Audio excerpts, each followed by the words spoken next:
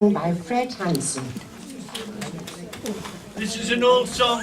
Bingo, bingo, we want the bingo, don't we? Yeah. You cannot get it. So I wrote this little song. Can you hear me, Mother? This little song is about bingo. Do you like bingo? Yes. Of course you do. But you know what's happened? They've stopped legs 11. They've stopped 2 fat ladies at 88. They've stopped the ball, you know, haven't they? Yeah. They have. And the bag of sticks stopped. So here we go. I'm Bingo Nelly with the sexy wellies, aha. I'm a Bingo Nelly with the sexy wellies, aha. Every night you hear me call, shake those little old balls. I'm Bingo Nelly with the sexy wellies, aha. 2 fat ladies, they are 88. Aren't they? Yes. 1 fat lady standing at the gate. The key of the door is 21, and Kelly's eye is number 1. I'm Bingo Nelly with the sexy wellies, ha ha ha. Oh, yeah, listen to me, ha ha. I'm Bingo Nelly with the sexy wellies, ha ha. I'm Bingo Nelly with the sexy wellies, ha ha. 2 little ducks are 22 and 1 little duck. It's number 2. I'm Bingo Nelly with the sexy wellies, aha. I'm Bingo Nelly with the sexy wellies, aha. I'm a Bingo Nelly with the sexy wellies, aha. Every night you hear me call, shake your little old balls. I'm a Bingo Nelly with the sexy wellies, aha. Heinz varieties, they are 57. If the next one out, hope it's number 7. Full house correct. Here's my check. And it's signed by Hilary Whale. 'Cause I'm Bingo Nelly with the sexy wellies, aha. I'm a Bingo Nelly with the sexy wellies, aha. Every night you hear me call, shake those little old balls. I'm a Bingo Nelly with the sexy wellies, aha. Last time, I'm a Bingo Nelly with the sexy wellies, aha. I'm Bingo Nelly with the sexy wellies, aha. I love that call of Fred. Tonight I'll get him in bed. Got a big check. I'm Bingo Nelly with the sexy wellies, aha. Ha! Ha! Thank you, ladies and gentlemen.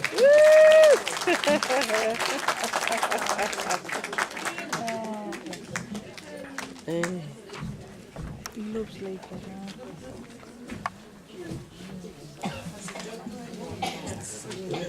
I might go a bit more. It's nearly running out. I've just got that.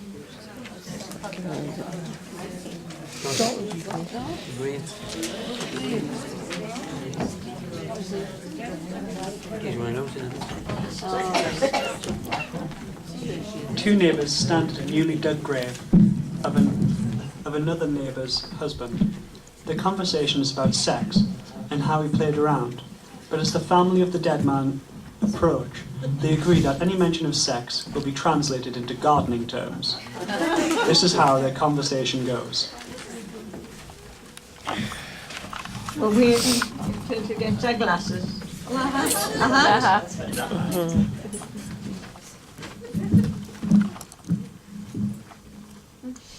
He was gardening at number 10 when he had his first heart attack.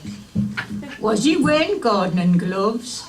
Don't know, we'll find out in 9 months' time. So the garden shed at number 10 wasn't the only erection. And it wasn't just her bedding plants he laid. That's right. And I bet they used a lot of topsoil to cover up that scandal. When she moved out and the new tenant moved in, Yes. he was round with his tools the same day to let her know what he was capable of. Poor soul, she didn't stand a chance. It was the weeds in her garden that was the giveaway. She had to get a proper gardener in at the finish. I heard he sowed seeds at the other end of the street. Yes, 2 saplings growing there, one still in the nursery. You must have a rich fertiliser.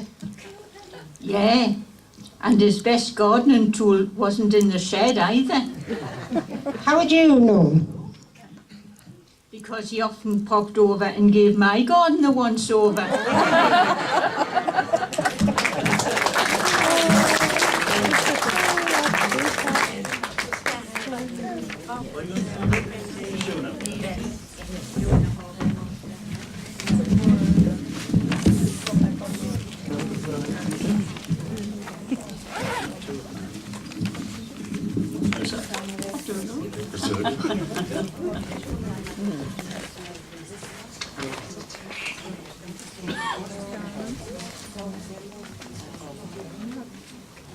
That's been very entertaining, no? Miss Bell will now read Harbour Master, written by Bob Crosby, who can't make it today.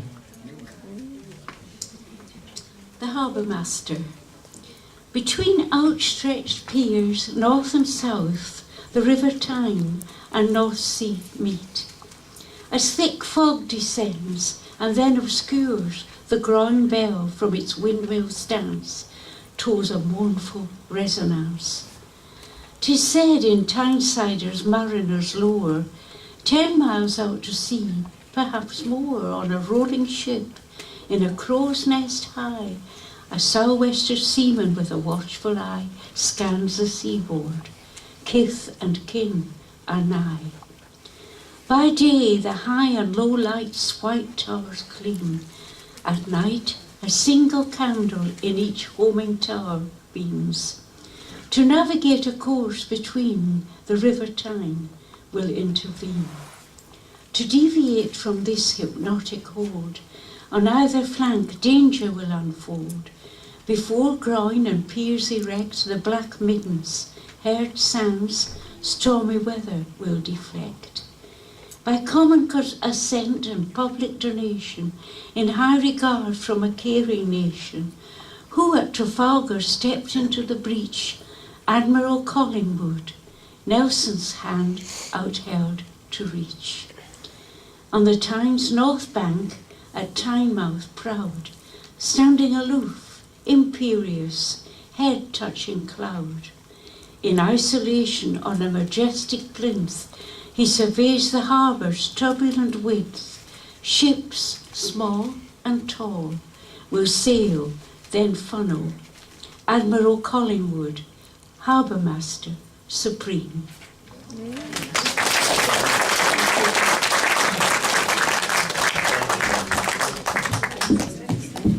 We got that poem put in because old Bob Crosby, he's done pretty well, and he writes some very, very entertaining scripts and poetry. So I hope you appreciate Maisie doing it, because he thought Maisie was a better reader than him.